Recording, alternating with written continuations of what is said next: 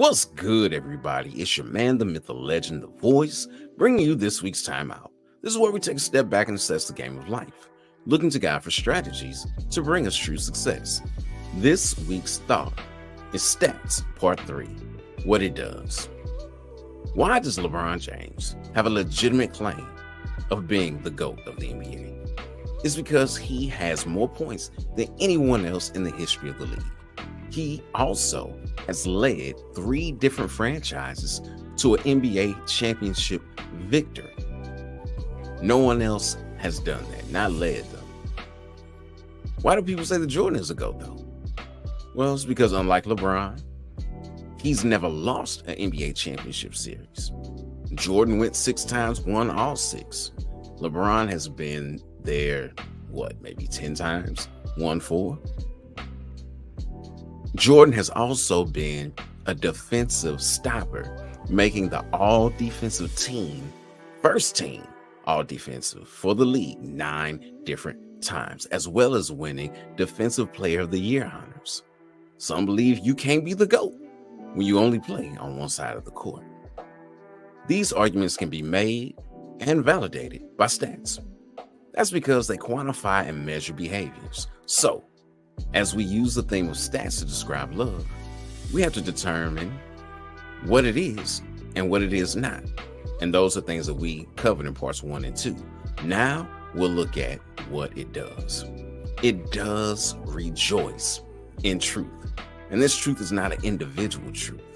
See, truth is not relative, as some may believe, but truth is reality.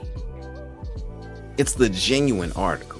Think about buying some shoes on the marketplace of GOAT. They make sure that those shoes are verified before they send them to you. You know you have the real article because it is the truth. Again, same with the Lord. He rejoices in truth. Not your personal truth, that's your experience. But your experience may not be real. John 17:7 says, "Make them holy by your truth. Teach them your word, which is truth." So it rejoices in truth.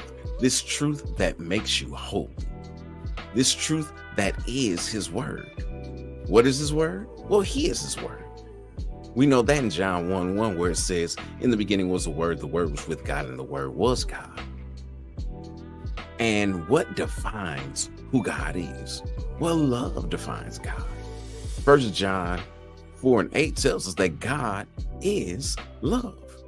So it rejoices in the truth, which the truth speaks of his word, which he is his word, which brings us right back around to love.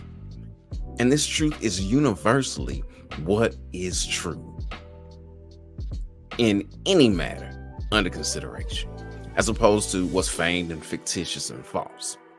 John 14:6 says, "I am he in whom the truth is summed up and impersonated." So if you want to know the truth, you got to know Jesus. And when the truth wins, when God's way is victorious over the world, it rejoices. It's happy.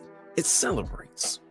Love never gives up, but instead it bears all things. And that's what it says in the King James Version of this passage. It stands the test of time.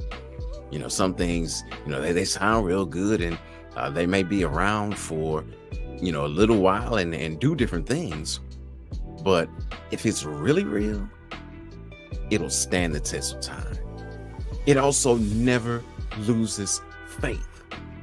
So it believes all things that God says. It holds on for hope, because this is what love does.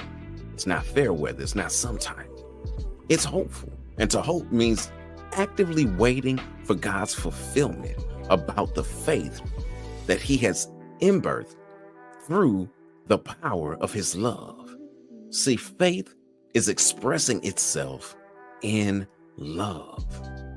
And to hope is to hold fast to his word, to have faith.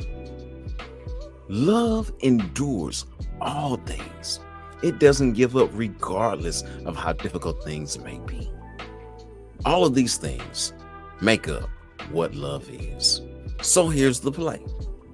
Love celebrates that truth, which is his word, and that his word, his love, wins. It's not a punk, giving up the first sign of opposition, but it is steadfast. If someone presents something that glorifies facades and fakeness, and is sometime, that's not love, which means that's not God.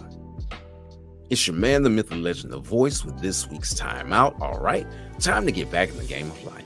Until next week, ready, break.